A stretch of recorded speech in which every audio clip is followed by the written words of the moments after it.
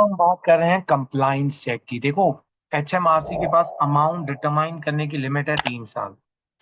Amount determine करने की limit है 3 साल तक एचएमआरसी के पास। तो एचएमआरसी क्या करता है कि व्हाट इफ कंप्लाइंस चेक का मतलब है रिटर्न आया, आपने जो सबमिट करवाया है क्या वो सही है या नहीं है। तो एचएमआरसी के पास सही राइट है इंक्वायर करना completeness and accuracy of return, any tax return. वो जो आपने अंडर कंप्लाइंस चेक, उनके पास पावर है ये। मतलब ये क्या है कि ये एचएमआरसी अपने राइट्स को यूज करके ये कंफर्म करता है कि जो रिटर्न बंदे ने जमा करवाया क्या वो सही है या नहीं है, कहीं उसके अंदर कोई टैक्स एविजन तो नहीं है। लेकिन याद रखना, कंप्लायंस चेक करने से पहले आपको रिटर्न नोटिस देगा। कंप्लायंस चेक से पहले एचएमआरसी आपको रिटर्न नोटिस देगा। आई रिपीट, एचएमआरसी आपको रिटर्न नोटिस देगा कंप्लायंस चेक करने जब आएगा। तो कंप्लायंस चेक की ड्यू डेट्स क्या है ये पता होनी चाहिए। याद रखना, अब इसमें दो केसेस हैं। कंप्लायंस चेक कब तक पॉसिबल है? अगर रिटर्न आपने सबमिट करवाया ऑन टाइम, या आपने रिटर्न सबमिट करवाया लेट।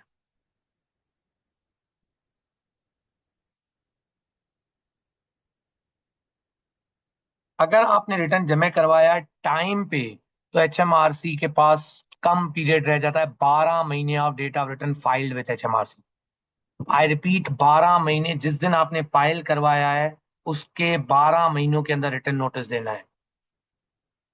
उसके 12 महीनों के अंदर एचएमआरसी ने नोटिस देना है। तो इसलिए इनकरेज किया जाता है, मतलब एचएमआरसी के पास भी टाइम लिमिट 12 महीने के अंदर, जिस दिन जमा करवाया। आई रिपीट, जिस दिन आपने एक्चुअली जमा करवाया है, टाइम पे जमा करवाया, लेकिन जिस दिन टाइम पे जमा करवाया उसके 12 महीनों के अंदर, मतलब टाइम तो 31 जनवरी 2026 तक है ना। आपने फॉर एग्जांपल 15 दिसंबर 2025 पे जमा करवा लिया, तो 15 दिसंबर 2025 से लेके 15 दिसंबर 2026, 12 महीनों तक का टाइम पीरियड है। तब तक वो कंप्लायंस चेक कर सकते हैं। तब तक वो कंप्लायंस चेक कर सकते हैं। लेकिन अगर रिटर्न आपने टाइम लेट जमा करवाया तो फिर उनके पास इस कंप्लायंस चेक की जो टाइम लिमिट है वो उनके पास बढ़ जाती है। अगर रिटर्न लेट जमा करवाया तो नोटिस आपको दिया जाएगा 12 महीने of 31 January, 30 April, next following actual date delivery of. Complex बात लिखी है, इसको मैं आसान बनाता हूँ।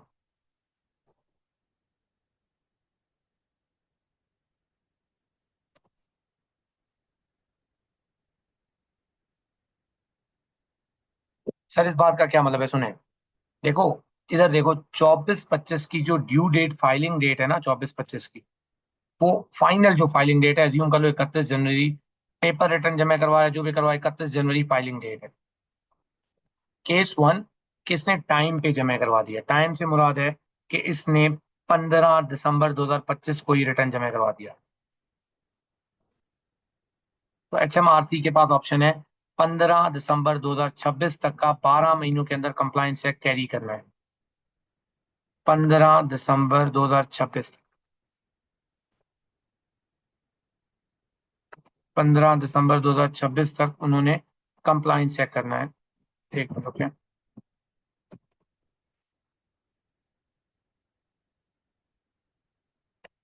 15 दिसंबर 2026 तक कंप्लायंस चेक करना है, उसके बाद नहीं कर सकते।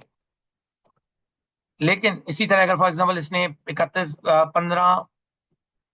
10 जनवरी को जमा करवाया 2026, अभी भी टाइम पे जमा करवाया, तो इसके 12 महीने,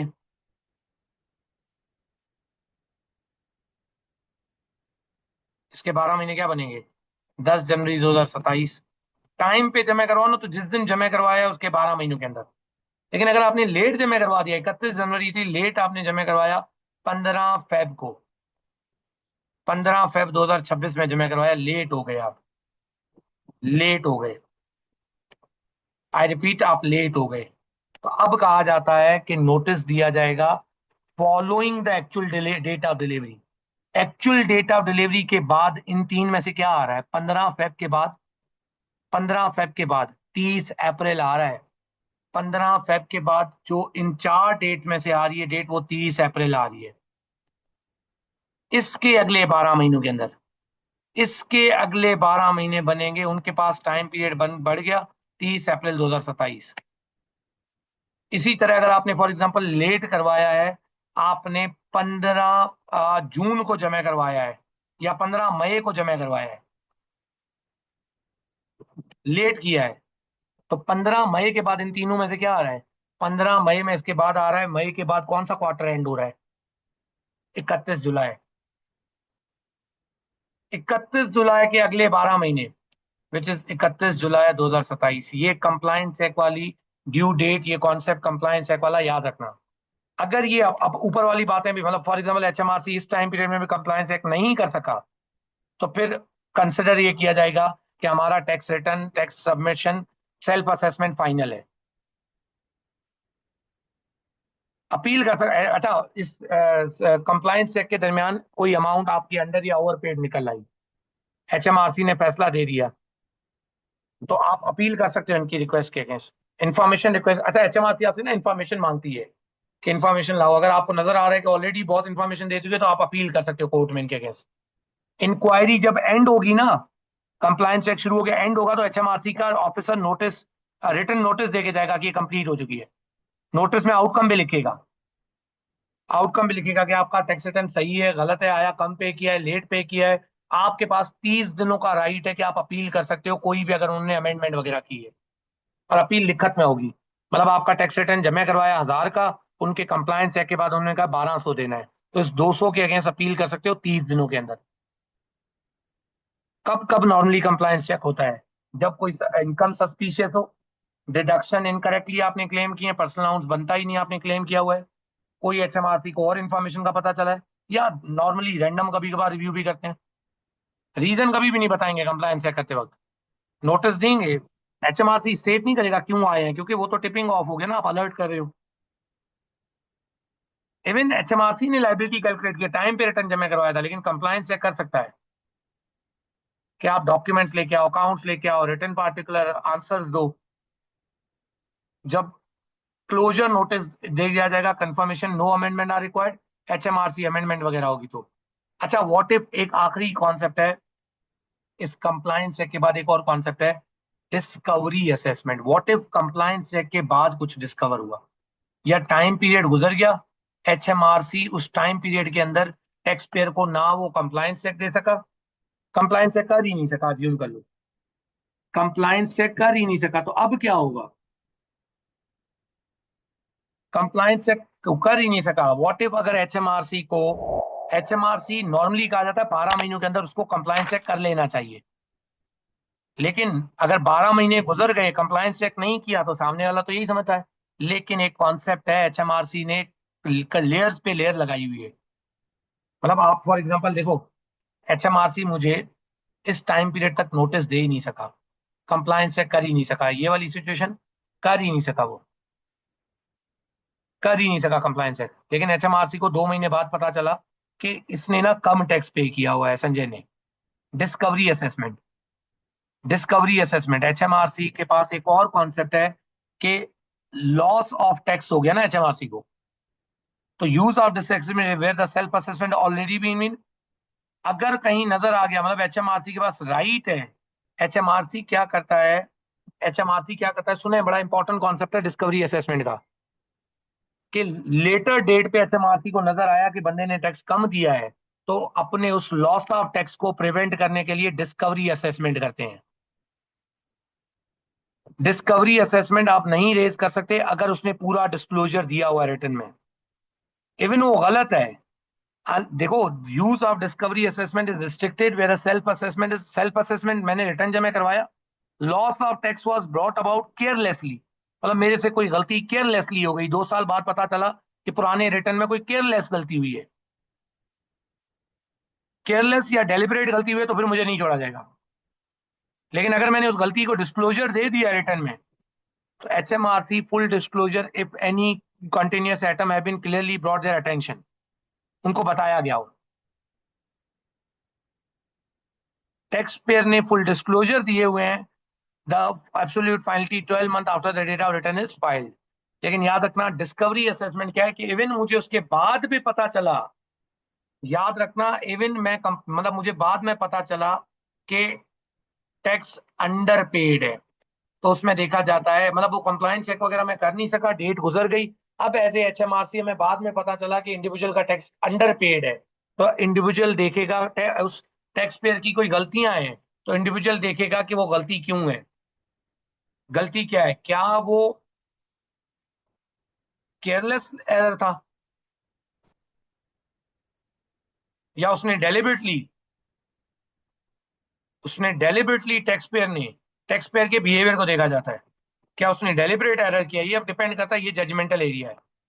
मतलब एचएमआरसी के पास नॉर्मली कहा जाता है बेसिक टाइम लिमिट है 4 सालों की।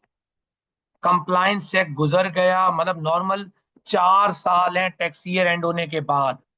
टैक्स ईयर एंड होने के बाद 4 सालों के अंदर, हमने ऊपर पढ़ा ना वो जो डिटर्मिनेशन असेसमेंट किया था, यही तो था डिटर्मिनेशन असेसमेंट, कि सामने वाले ने टैक्स रिटर्न जमा नहीं करवाया, या अगर उसने जमा करवाया है कोई गलती होगी है उससे, हमें अब पता चल रहा है, डिस्कवर हो रहा है हमें, तो हम उसको एक अमाउंट डिस्कवर करके, डिस्कवरी असेसमेंट का 4 सालों की लिमिट है normally.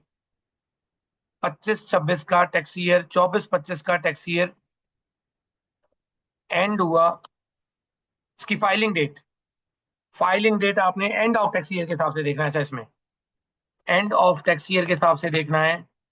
End of tax year हुआ 5 अप्रैल 2025 में। 4 साल क्या बनेंगे? 5 अप्रैल 2029। नॉर्मली एचएमआरसी को इन 4 सालों के अंदर कोई अमाउंट अगर हमारी पता चल गई, तो वो डिस्कवर करके हमें बोलेंगे पे करें आप। लेकिन अगर वो अमाउंट पता चली और अब हमारा केयरलेस एरर है, तो उनके पास टाइम लिमिट है 6 सालों की।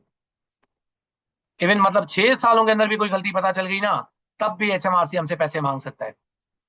वो है 5 अप्रैल 2031। लेकिन अगर वो केयरलेस एरर है, तो फिर 5 अप्रैल 2045, 20 ईयर्स है।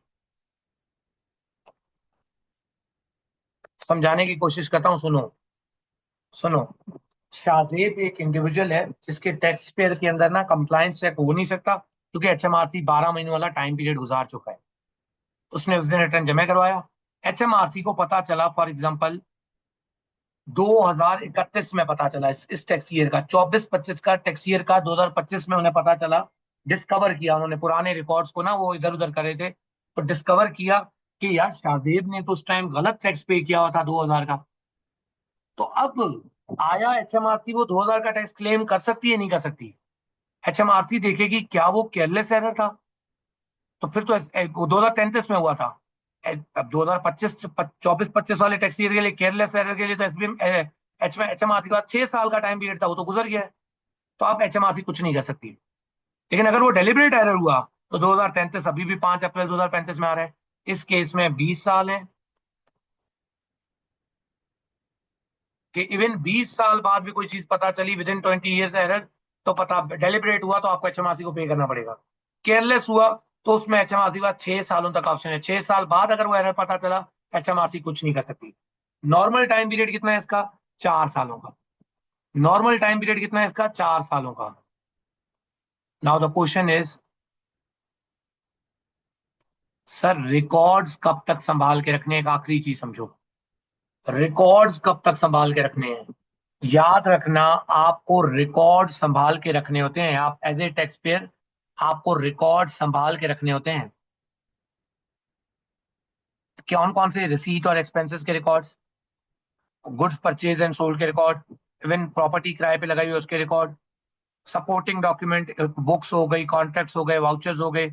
जो बंदा सेल्फ एम्प्लॉयड है, उसने फाइलिंग डेट के 5 साल तक रिकॉर्ड संभाल के रखने हैं।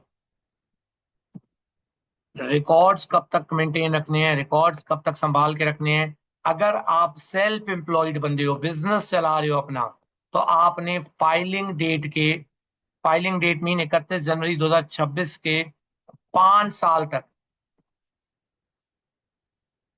विद इन 5 ईयर्स, इस डेट से 5 साल तक मेंटेन करके रखने। इसका मतलब 31 जनवरी 2031 तक। लेकिन अगर आप सेल्फ एम्प्लॉयड नहीं हो, बाकी टैक्स पेयर हो, मतलब कोई एम्प्लॉयड हो या अदर टैक्स पेयर हो, कोई बिजनेस वगैरह नहीं चला रहे, अदर टैक्स पेयर हो, अदर टैक्स पेयर्स ने अपने रिकॉर्ड फाइलिंग डेट के 12 महीने तक रिकॉर्ड संभाल के रखने हैं। सेल्फ एम्प्लॉयड हो तो 5 साल, सही है। अदर टैक्स पेयर्स ने रिकॉर्ड, अदर टैक्स पेयर्स का मतलब है फिर उसके कम रिकॉर्ड होते हैं एम्प्लॉय वगैरह के, P60 फॉर्म, P11D फॉर्म, ये भी बताता हूँ, बैंक स्टेटमेंट। अच्छा, ये 3 डेट्स हैं इसमें, लेटर ऑफ है। इसमें 3 डेट्स हैं, लेटर ऑफ फाइलिंग डेट के बाद 12 महीने, जो बनेगा 31 जनवरी 2027। मतलब एक ऑप्शन है इन तीन में से, लेटर ऑफ, इन तीन में से। अब बाकी टैक्स पेयर ने 12 महीने आप 31 जनवरी फाइलिंग डेट, 31 जनवरी 2027, या date on which compliance check into the return is complete,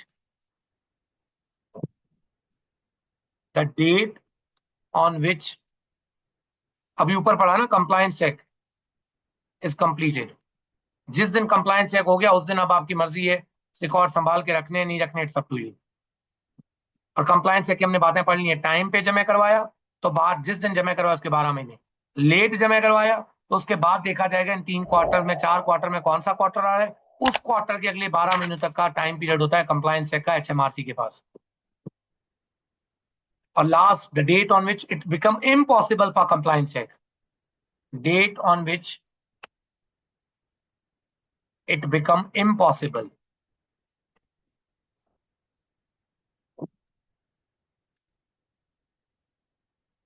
for HMRC to carry compliance है, क्योंकि compliance है कि आपके सामने ड्यू डेट्स है ना, कि अगर वो टाइम पीरियड गुजर गया, इन तीनों डेट्स में से लेटर ऑफ,